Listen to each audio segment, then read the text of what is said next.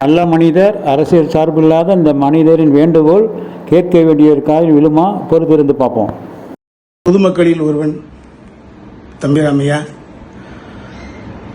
கேரள ஆளுநர் மற்றும் தமிழ்நாடு பொறுப்பு ஆளுநர் ஐயா அலேக்கர் அவர்களுடைய பாதம் தொட்டு நான் வணங்குகிறேன்.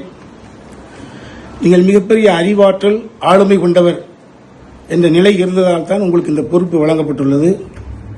நான் எந்த கட்சியும் சாராதவன், புரட்சித் தலைவர் எம்ஜிஆர் மீது மட்டும் பக்தி கொண்டவன். இப்பொழுது நடந்து முடிந்த தேர்தலில் 40% ஓட்டை இளைய தளபதி விஜய் அவர்கள் வாங்கியிருக்கிறார்கள். 2 கோடி பேர் ஓட்டு போட்டுக்கிறாங்க. 2 கோடி பேர் என்பது ஓட்டுரிமை படைத்தவர்கள். இதில் ஓட்டுரிமை அற்ற மாணவர்கள், மாணவிகள், எனது பேத்தி, எனது பேரன், எல்லா குடும்பங்களில் இருப்பவர்களுடைய ஆசையும் அபிலாஷையும் அதில் ஒளிந்திருக்கிறது. கடந்த 2-3 நாள் நிகழ்வுகள் என்பது தமிழ்நாட்டில் இருக்கக்கூடிய குழந்தைகளை, ஓட்டுரிமை அற்றவர்களை, மாணாக்க செல்வங்களை, என்னை போன்ற நிறைய பேருடைய பேரன் பேத்திகளை மனம் கலங்க செய்திருக்கிறது. எல்லோர் வீட்டிலும் ஒரே கூக்குரல், தமிழ்நாடு எங்கும் எல்லோர் வீட்டிலும் குழந்தைகளுடைய கூக்குரல். எப்ப வருவாங்க, எப்ப, எத்தனை சீட்டு, எப்ப பதிவு ஏத்துட்டாங்களா, எப்ப ஏற்க போறாங்க, ஒரு இனம் புரியாத தொல்லைக்கு ஆளாக்கப்பட்டு எல்லோரும் மன செஞ்சலத்தில் ஆழ்ந்து கிடக்கிறார்கள்.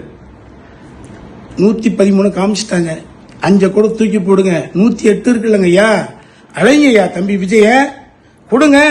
அவர் கேட்டுக்கக்கூடிய இந்த 2 வார அவகாசத்தை கொடுங்கள். அவர் அதை ப்ரூவ் பண்ண முடிஞ்சது அப்படின்னா ஆட்சி தொடரட்டும். ப்ரூவ் பண்ண முடியலன்னா ஆட்சி விட்டு சட்டம் ஆட்டோமேட்டிக்கா அவரை தீக்கிற போது அடுத்த இன்னொரு எலெக்ஷன் கூட நீங்க ஃபார்ம் பண்ணுங்க. அதுக்கப்புறம் யாரோ வந்து போட்டும். தயவு செய்து இந்த ஓட்டுரிமையற்ற இந்த குழந்தை செல்வங்கள், அவர்கள் அறியாமையில் இருப்பவர்கள், இன்ஃபாக்சுவேஷன் இருப்பாங்க, உண்மை இருந்துட்டு போட்டுமே, அவர்களுடைய பார்வையில், அவர்களுடைய எண்ணத்தில் இருந்து, அவர்களுடைய பாயிண்ட் ஆஃப் இருந்து கேட்கிறேன். அலேக்கர் ஐயா தம்பி விஜய் அவர்களை அடுத்த எம்ஜிஆர் ஆகியவிட்ட எம்ஜிஆர், அவ்வளவுதான், உண்மைதான்.